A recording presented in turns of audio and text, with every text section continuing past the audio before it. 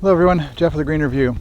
What do you do with your ornamental grasses in the fall after they've died back from the frost? Well, there's several possibilities. One is you can leave them all winter long. Now in some cases, like this miscanthus, the seeds spread and you can end up with a lot of invasive miscanthus grass, so you may not want to do that. Some of them, like this switchgrass, have seeds that birds eat, and so you can leave this one out for some wildlife attraction.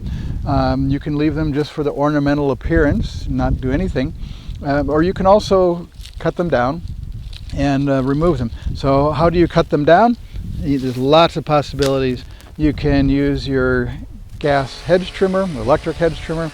You can use a string trimmer, and you can use the hand pruner, hedge shears. What do you do after that? Now you have this big bundle of dried grass. It burns very easily, so you can throw it into your burn pile. But a lot of parts of the country you really shouldn't do that. It might start a fire. These things do fluff up and float away, and so you have burning embers. If you do have a variety like this miscanthus that might spread, you do just go ahead and cut them right off here and put them in the trash, and the rest of it can be composted. If you put the entire thing in the compost, a lot of these seeds will sprout in the garden wherever you spread the compost, so you may not want to do that.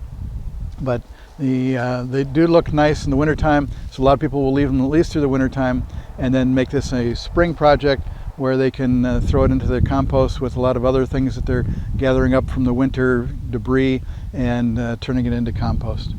If you have a native North American prairie grass as an ornamental grass, like big blue stem, Indian cordgrass, little blue stem, you can actually burn them in place and remove all this debris. You may not be able to, depending on what your landscape is like, but they do survive the burn. The crown area of the plant will survive, and you'll be okay. You can do this in the spring, early, just as new growth is coming up. You can do it in the fall, whenever you want to. The European and Asian ornamental grasses, a lot of times the crown won't survive being burned like that, and so you don't want to burn those. Those grew in areas where there was grazing, and they survived being chopped off even as they're growing up. But the North American grasses survived burns, whereas the European and Asian grasses are not. So if you have the ability to burn it in place, you can do that and remove the debris quickly. And this is Jeff with the Green Review. Thanks for watching.